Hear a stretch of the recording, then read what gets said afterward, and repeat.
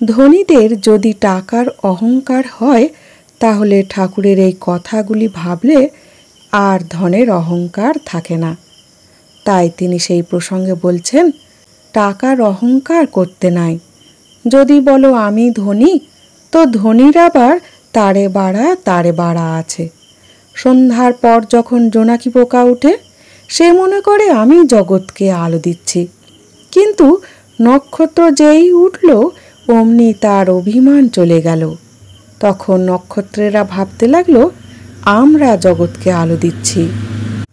কিছু পরে চন্দ্র উঠল, তখন নক্ষত্রেরা লজ্জায় মলিন হয়ে গেল। চন্দ্র মনে করলেন আমার আলোতে জগৎ হাসছে, আমি জগৎকে আলো দিচ্ছি। দেখতে দেখতে অরুণ উদয় হলো, সূর্য উঠছেন, চাঁদ মলিন হয়ে গেল। খানিকক্ষণ পরে আর দেখাই গেল না। ধনীরা যদি এইগুলি ভাবে তাহলে ধনের অহংকার হয় না।